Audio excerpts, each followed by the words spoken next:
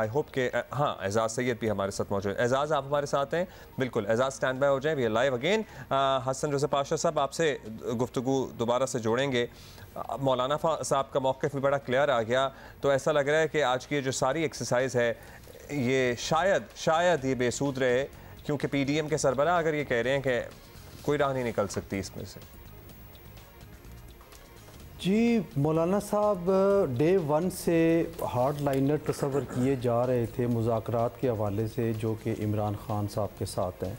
उसकी एक बहुत बड़ी वजह है, अगर आप माजी करीब में जाएं तो जिस तरह सियासी माहौल जब गर्म होता था और जलसे जुलूस जब हो रहे थे मुसलसल, तो उस वक्त जलसों में मौलाना साहब को जिस नाम से और तज़हीक आमेज़ लहजे से पुकारा जाता था, तो ये चीज़ें बहरहाल इंसान है, और इंसान चाहे जितना मर्जी है कहे कि वो लिबरल है और दरगुजर करने वाला है, लेकिन उस पे उसके दिलो दिमाग पे असरात ज़रूर होते हैं। और नज़र आ रहा था कि मौलाना साहब आज उन्हीं ख़यालात की गिरफ्त में हैं।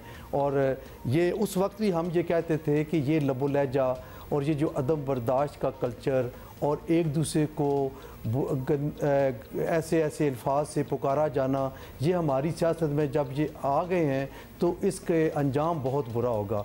आज देख लें कि मौलाना साहब ने ज़रा भर भी परवाह नहीं की कि ऑनरेबल चीफ जस्टिस साहब ने जब कोर्ट डिस्चार्ज हो रही थी तो ये फरमाया था स्पेसिफ़िकली मौलाना फजल रहमान साहब के मतलब कि वो भी लचक दिखाएंगे।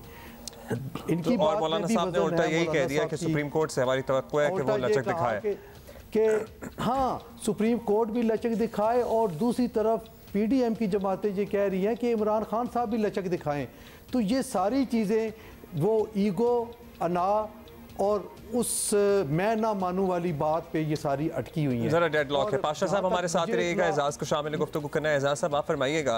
लेकिन एक सवाल, क्योंकि हम ये बात ही कर रहे हैं मौलाना साहब की, बिल्कुल एजाज आप ही से कर रहे हैं कि मौलाना साहब जरा हार्ड लाइनर है, पहले से एक्सपेक्ट हो रहा था और अब उन्होंने कह भी दिया, मतलब he has no faith in it कि इसके बाद कोई बात निकलेगी। Should it even matter? मतलब और भी तो पार्टीज हैं, पीपल्स पार्टी है, माना के PDM के सरबराह तो ये है, ठीक है PDM के सरबराह तो हैं, लेकिन हर किसी की अपनी से भी है। तो बिल्कुल डिफाइन नहीं किया जा सकता कि मौलाना ऑलरेडी ये सोच रहे हैं कि कोई राह नहीं निकल सकती। और बात ये है कि मौलाना फजल रहमान साहब किस पे अदम एतमाद का इजहार कर रहे हैं।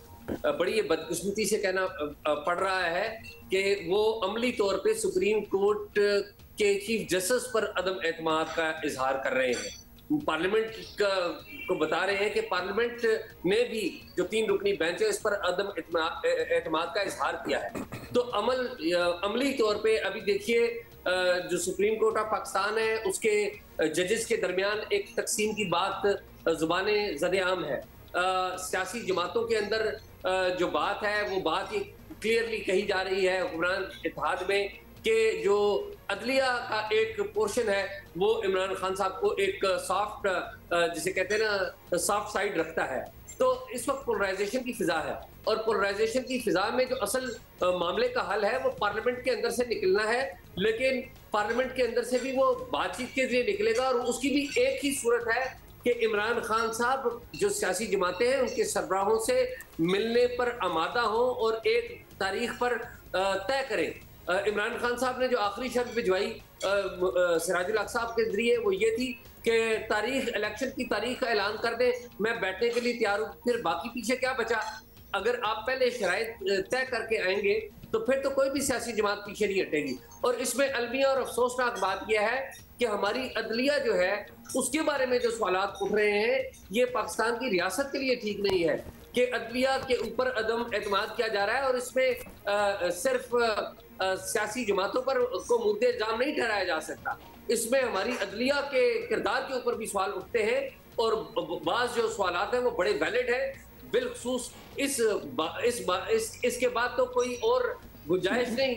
जब पार्लियामेंट कानून साजी कर दे, पार्लियामेंट करारदादें पास कर दे और उसके बावजूद जो कुछ जो जजेस हैं वो उसी बात पे कायम रहे, उसी जिद पे कायम रहे, मैं अदब से कहूँगा कि वो एक खास किस्म का बेंच ही कायम रहे और वो ही केसेस की समाअत करें। चलिए जी, लेट्स सी क्या होता है, लेकिन सीम्स लाइक इट मौलाना साहब की प्रेस कॉन्फ्रेंस से ऐसा लग रहा है कि शायद डेडलॉक की सूरत हाल जो शुरू से ही है वही बरकरार रहे और किसी कंसेंसस पर सियासी जमातें ना आ सकें। और सुप्रीम कोर्ट वैसे कोई मुनासिब फोरम भी नहीं है, जो हमारे आईनी और कानूनी माहिरीन हैं उनकी राय है ये मामला पार्लियामान में ही सियासी जमातों को, सियासतदानों को तय करने चाहिए। But let's see chief justice अपनी कोशिश कर रहे हैं, उसमें कितना कामयाब होते हैं। हसन रजा पाशा साहब बहुत शुक्रिया आपका एजाज सैयद साहब, शुक्रिया आपका हसन रजा पाशा साहब।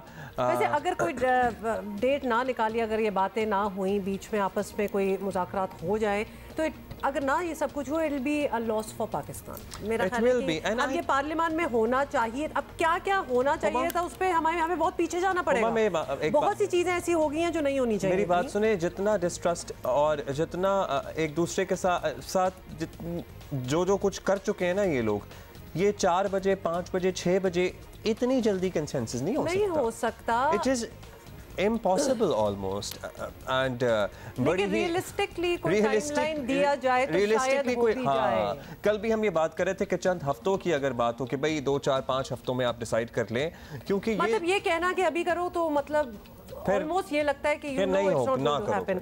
अच्छा ब्रेक लेनी है हमने।